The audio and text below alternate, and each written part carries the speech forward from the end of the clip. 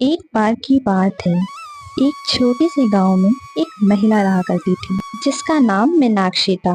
वह बहुत अच्छी इडली बनाया करती थी और उसकी इडली पूरे गांव में मशहूर थी। मीनाक्षी रोज गांव के बीचों बीच एक छोटी सी दुकान लगाया करती थी। वो सुबह सुबह ताजी ताजी इडली बनाती और उसे सुंदर से टिफिन में सजाकर गांव में बेचने चली आती।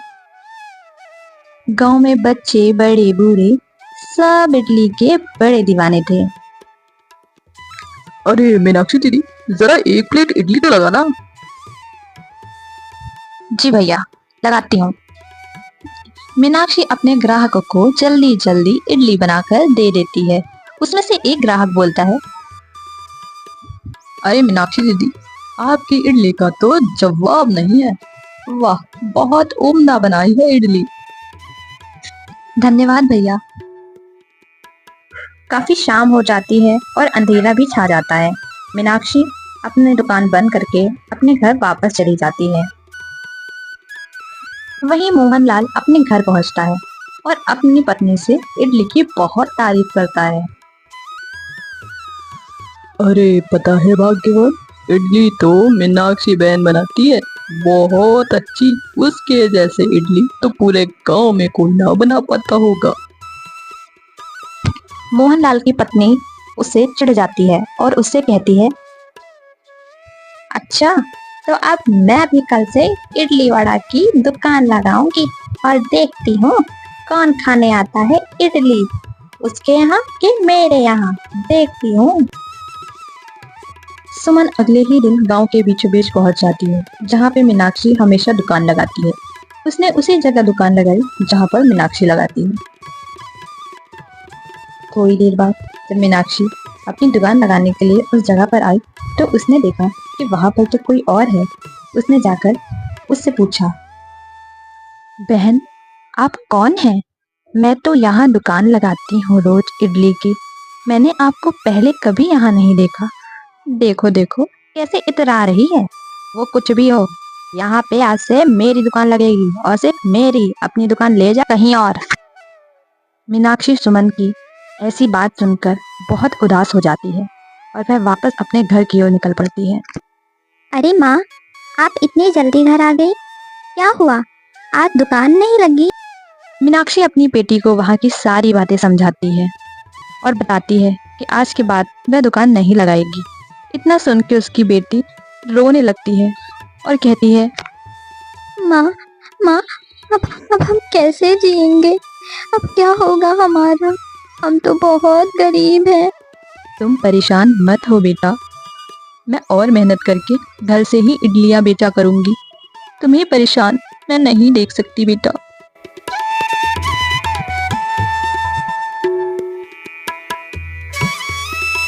मीनाक्षी ने हार नहीं मानी।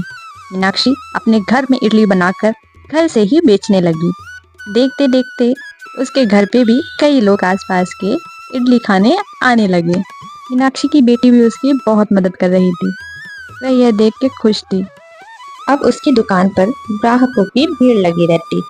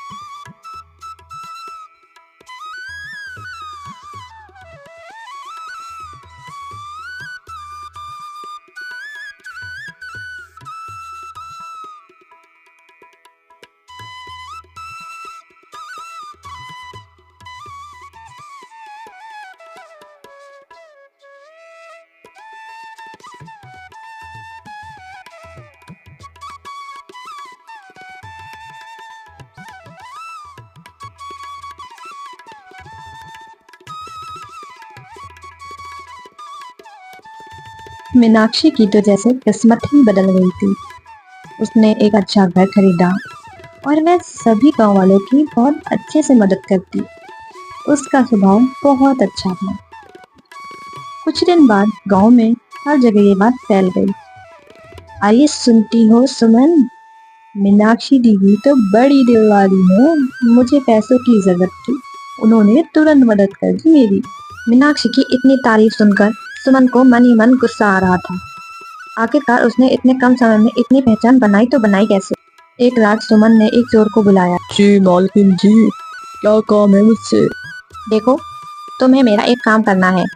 तुम्हें मीनाक्षी के घर जाकर चोरी करनी है। वहां पर जितने भी पैसे हों सारे पैसे चुरा लाना। ठीक है, मैं आपका काम कर दूंगा, मगर मुझे इस काम के बदले 50,000 रुपये चाहिए, नहीं तो मैं ये काम नहीं करूंगा। सुमन भी उसे वादा कर लेती है पैसे देने का। उसी वक्त वह चोर रात के अंधेरे में निकल पड़ता है। कुछ ही देर में वह मीनाक्षी के घर पहुंच जाता है। वह देखता है और सीधा घर के अंदर चला जाता है। पास के ही कमरे में सारे पैसे रखे हुए होते हैं। वह चोर सारे के सारे पैसे उठाकर फुर्र हो जाता है। सुबह जब मीनाक्षी उठती है तो देखती है वहां तो चोरी हो गई है। उसके सारे पैसे कोई ले गया है। तभी उसकी बेटी बोलती है, हाँ माँ, यहाँ तो 1 रुपए भी नहीं बचा, सारे के सारे पैसे चोर ले गए। मीनाक्षी जल्दी जल्दी सरपंच जी के पास जाती है और उनको वहां की सारी बातें बताती है। वह उनसे कहती है, सरपंच जी, हमारे सारे पैसे चोर ले गए। कुछ दिन बीतते हैं। आखिरकार वह चोर पकड़ा जाता है। एक दिन चोर आखिरकार पकड़ा ही जाता है। सरपंच जी उससे डांट फटकार लगाकर उससे पूछ ही लेते हैं आखिर उसने किसके कहने पे ये चोरी की। सरपंच जी, मुझे माफ कर दीजिए, मैंने ये चोरी खुद से नहीं की, मैंने सुमन के कहने पर ये चोरी की, मेरी इसमें कोई गलती नहीं। चोर की ये बात सुन के सरपंच जी ने सुमन को वहां पर बुलाया। तभी सुमन आती है और सरपंच जी उससे पूछते हैं, अरे सुमन, क्या तुमने मीनाक्षी के घर में चोरी करवाई है? देखो, सच सच बताना। अरे सरपंच जी, मैं भला चोरी क्यों करवाऊंगी? मेरी पास पैसों की कमी है क्या? लगता है किसी दुष्ट इंसान ने मेरा नाम लगा दिया है सरपंच जी। मैं तो ऐसे बिल्कुल भी नहीं हूँ, चाहे आप किसी से भी पूछ लें। सरपंच जी को कुछ समझ नहीं आ रहा था। आखिर वह कैसे फैसला करें और सच का पता कैसे लगाएं। थोड़ी देर बाद सुमन का पति भी वहां पर आ पहुंचा। उसने सारी सच्चाई सरपंच जी के आगे रखी। सरपंच जी, मुझे माफ करिएगा, मेरी पत्नी ही चोर है। मेरी पत्नी मीनाक्षी से जलने लगी थी। उसकी सफलता पर उसे बहुत गुस्सा आता था, इसलिए उसने यह मिलकर षड्यंत्र रचा और उसके घर से चोरी करवाई ताकि वह फिर से गरीब हो जाए। सुमन बहन, हमने तो कभी सपने में नहीं सोचा था कि आप हमसे इतना जलती हैं। आखिर हमने आपका क्या बिगाड़ा है? देखो सुमन, तुम्हें इसकी सजा तो जरूर मिलेगी। तुम्हें यह गांव छोड़कर जाना पड़ेगा हमेशा के लिए। मैं ऐसे लोगों को अपने गांव में नहीं रख सकता जो एक दूसरे से जलन भावना रखते हों और एक दूसरे की तरक्की से जलते हों। हमारे अंदर ऐसा स्वभाव नहीं होना चाहिए। सरपंच जी, मैं अपनी पत्नी की तरफ से आपसे माफी मांगता हूँ। उससे आज के बाद ऐसी गलती नहीं होगी। हमें इस गांव से ना भगाएं, हमें यहीं रहने दें। हम आपसे माफी मांगते हैं और आप सभी गांव वालों से माफी मांगते हैं। हम दोनों को माफ कर दें। मीनाक्षी बहन, सरपंच जी, मुझे माफ कर दीजिए, मुझसे बहुत बड़ी भूल हो गई। मैं घमंड में चूर हो गई थी, मुझसे बहुत बड़ी गलती हो गई। मुझे हो सके तो माफ कर दीजिएगा। मीनाक्षी को सुमन के ऊपर तरस आ जाता है। वह उसे माफ कर देती है। सुमन बहन, मैं तुम्हें माफ करती हूँ, लेकिन हमें ऐसा नहीं करना चाहिए। इस बात का ध्यान रखिएगा। अगर मनुष्य ही मनुष्य का दुश्मन बन जाएगा तो हम जिएंगे कैसे? कुछ दिन बाद गांव में फिर से वही खुशहाली आ गई थी। सब हंसी खुशी और मिलजुल कर रहने लगे। मीनाक्षी ने गांव में एक बहुत बड़ा रेस्टोरेंट खोल लिया और वह बहुत जलने लगा। मीनाक्षी के जीवन ने हमें यह सिखाया कि जीवन में कितनी भी कठिनाइयां और परेशानियां आए, हमें उनसे लड़ना चाहिए और जीतना चाहिए।